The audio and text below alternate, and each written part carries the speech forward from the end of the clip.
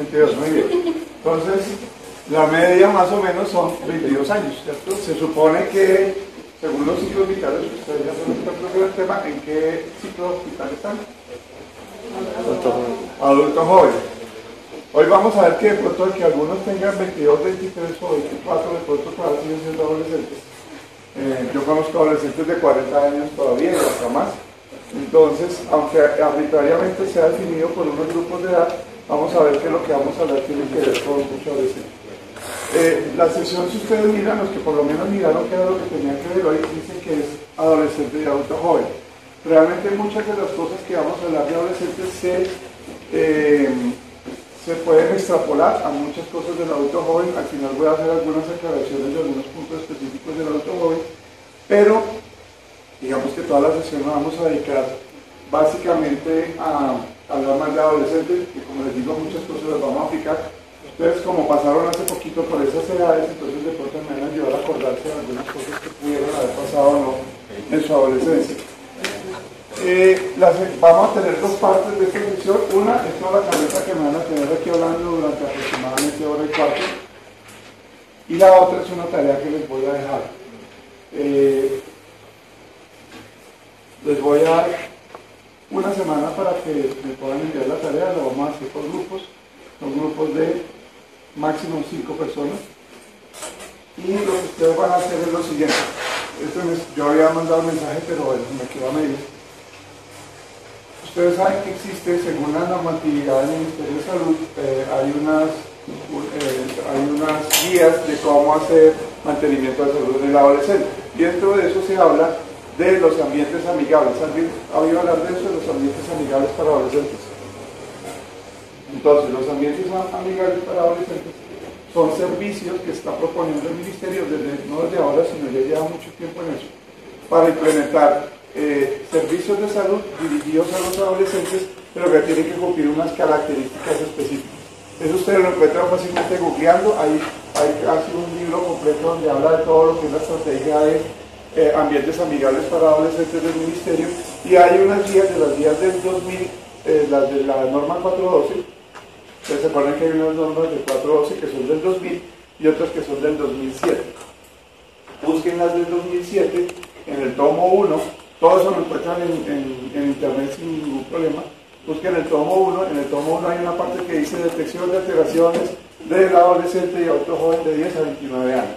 Ahí van a encontrar toda la sustentación de lo que es los servicios amigables, pero si siguen googleando van a encontrar que hay un libro que tiene como 200 páginas donde todavía se profundiza mucho más.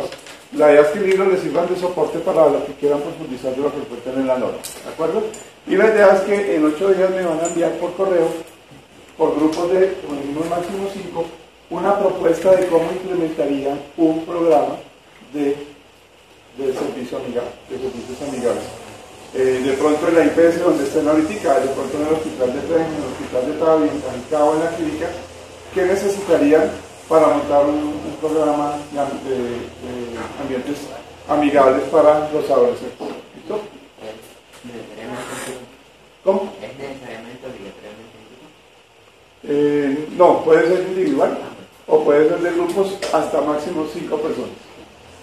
Entonces, yo supongo que es más rico trabajar en un grupo, pero es decisión de cada quien. Lo importante es que todos al final lo hayan enviado. ¿Dudas sobre esa parte? Sí, hagan de cuenta que ustedes se graduaron y llegaron a trabajar al hospital de Tengo. Y el hospital le sacaron, no es para montarlo porque ya eso estaba montado. Del Tengo les dicen, vamos a montar un programa de ambientes amigables para adolescentes, y necesitamos que doctor, páseme una propuesta para implementarlo. Entonces la propuesta es llevar una pequeña introducción, el objetivo general, los objetivos específicos, los materiales que vamos a necesitar, las estrategias que se van a usar, lo que contiene más o menos un protocolo. No es una cosa, no le estoy diciendo que manden algo de 50 páginas, o sea, debe ser una cosa de máximo 5 páginas, ¿sí? Algo muy que tenga los aspectos básicos de lo que ustedes consideren que debe tener. ¿Listo? Pero basado en lo que van a leer, o sea, no es que yo me diga que porque sí, sino que tienen que seguir los lineamientos que ustedes van a encontrar en los dos documentos que les acabo de nombrar. ¿Listo? Entonces ahora sí empecemos a hablar un poquito de lo que es el adolescente como tal. ¿Alguien sabe qué quiere decir adolescente? ¿De dónde viene esa palabra?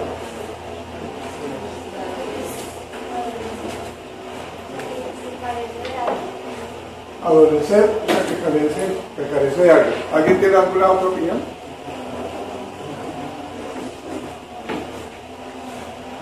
¿No estamos de acuerdo en que adolescente tiene adolecer, de carecer de algo?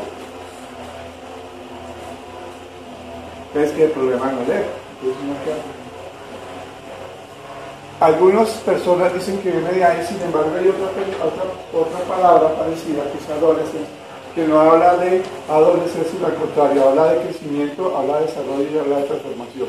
Entonces, en general, la idea es que cambiemos nuestra visión, porque normalmente cuando uno habla de adolescente siempre pensamos como en eso, ¿no? Como que todavía le falta para llegar a ser maduro, pero lo podemos ver más como desde una etapa donde estamos en transición, donde estamos creciendo, donde estamos logrando cosas y donde estamos llegando a metas que antes no se tenían. Hay una frase que yo quiero mostrar, es que me la... ¿Dónde está el locutor oficial? ¿Ha llegado? Los jóvenes hoy en día son unos tiranos, contradicen a sus padres, devoran su comida y le faltan el respeto a sus maestros. Ok. ¿Qué opinan de esa frase? ¿Ah? Es vieja, ¿por qué sabe que es vieja? Él dice que es vieja y tiene toda la razón, porque si ustedes le preguntan a cualquier adulto de mi edad o más viejo, de pronto muchos van a pensar eso que estamos diciendo, ¿cierto? De pronto algunos de ustedes ya que dejaron la adolescencia piensan que los adolescentes son como un poquito parecido a eso, o no es la idea que tenemos en general de ¿a quién le gusta hacer consulta con adolescentes? 1, 2, 3. A los demás porque no les gusta. Son un fastidio, ¿cierto? Esa es la visión que tenemos en general de los adolescentes. El problema es que eso no es de ahora, sino que como decía Eric, esta frase es un poquito vieja. La dijo un señor que se llamaba Sócrates hace un poquito de tiempo. Luego, por todas las generaciones siempre la adolescencia se ha tomado como una etapa de crisis, de tormenta, de estos muchachos nadie los quiere ver. Y esa es una razón por la cual en general ustedes ven que los pediatras llegan hasta los 12, 13, depende, ¿no? Si es consulta particular nos ven hasta los 18, si están en consulta institucional hasta los 10 o 12, y de ahí para adelante no hay quien vea a los adolescentes. Ya hay, como la doctora Paredes, ustedes lo conocen, personas que se especializan en ver adolescentes, pero normalmente mi servicio tampoco dice, no, eso está muy chiquito, yo no lo veo, yo lo conozco para 18, entonces se ha vuelto como una tierra de nadie y a veces hace falta que todos tengamos una idea de cómo poder manejar un adolescente en la consulta. Ahora, ¿qué cosas son importantes? Esto es vamos a hacer una recorderis muy grande de lo que es un adolescente. Y en general, la OMS reconoce que la etapa de la adolescencia va de los 10 a los 21 años. Como les decía al principio, esta es una división arbitraria, porque hay muchos adolescentes de muchos más años y hay personas de los 18 o 17 años que uno ve que ya tienen una estructura y una forma de actuar que ya no parecen adolescentes, sino que se asemejan más a los adultos. ¿Qué pasa durante esta etapa? Es una etapa donde se pasa de la niñez a tener cada vez mayores grados de responsabilidad, donde ya no solamente la responsabilidad de estudiar y de pronto tender la cama, sino que a partir de los 10 años van apareciendo nuevas responsabilidades, tanto en el hogar como en su vida social diferente al hogar.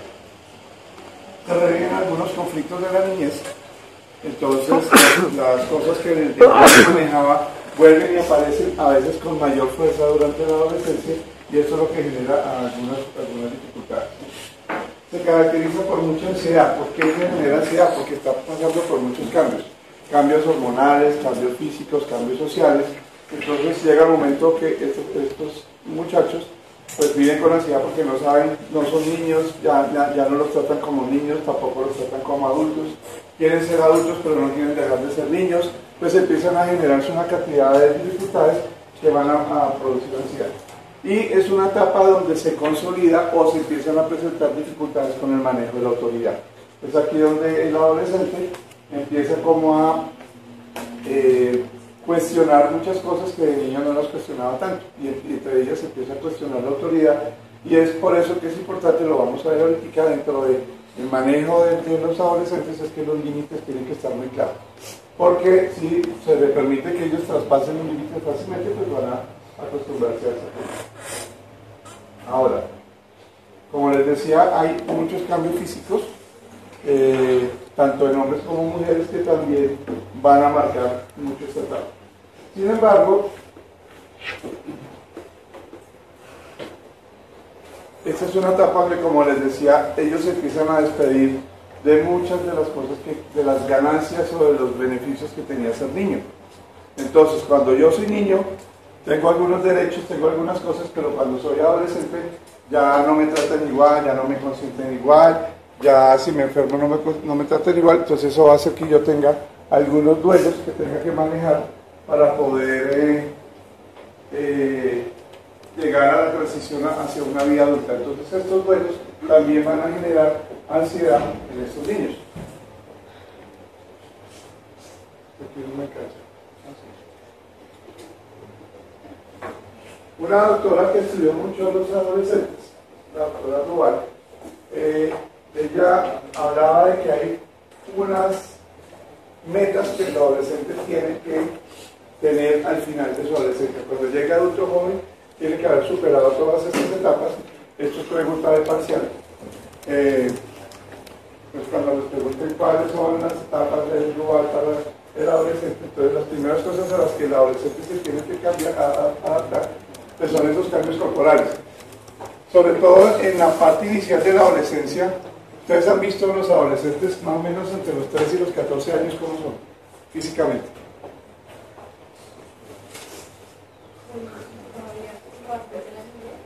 Tienen rasgos de la niñez, pero sus proporciones ¿cómo son?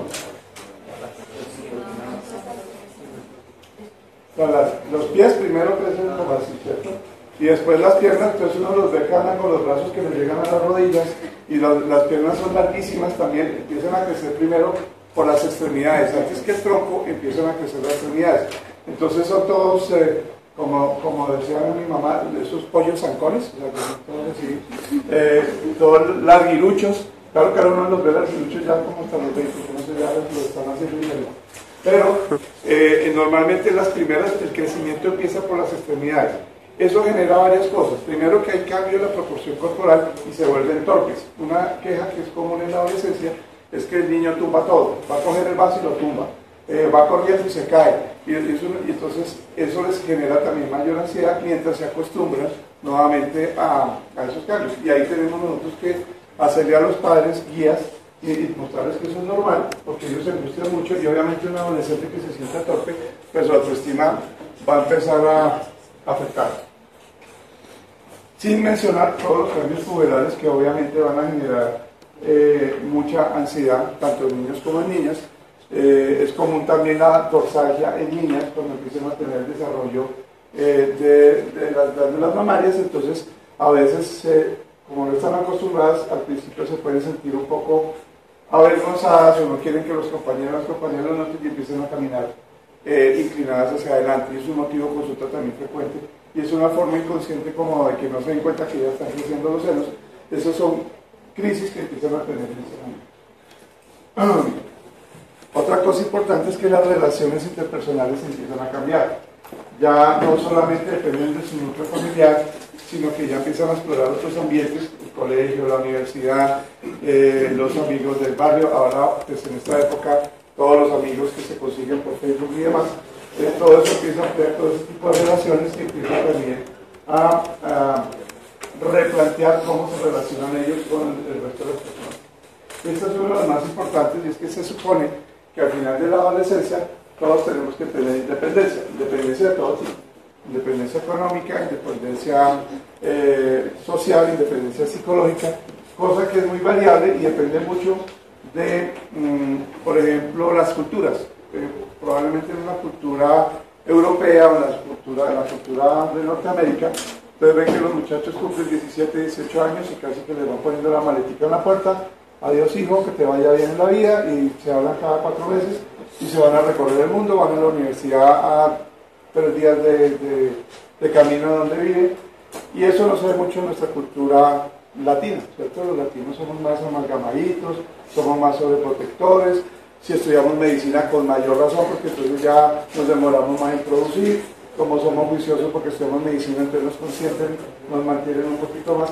Entonces la independencia a veces se retrasa un poquito, pero digamos que son variaciones culturales que son normales. Pero en general, una de las metas del adolescente es que cuando llegue otro joven ya sea adolescente, o sea, ya sea independiente. O sea, aquí todos ustedes ya deben mantenerse solos, vivir solos y demás. ¿Sí? Bueno, es cultural, no se preocupen. Todo tiene sus ventajas y sus desventajas. Y lo otro es que al final de la adolescencia, cuando yo me ubico como adulto, yo voy a encajar en la sociedad en un nivel X, que puede ser el mismo de mis papás o puede ser mayor. Como decía este filósofo colombiano Andrés López, que ustedes conocen, decía que los hijos siempre son 2 estratos más altos que los papás, ¿cierto?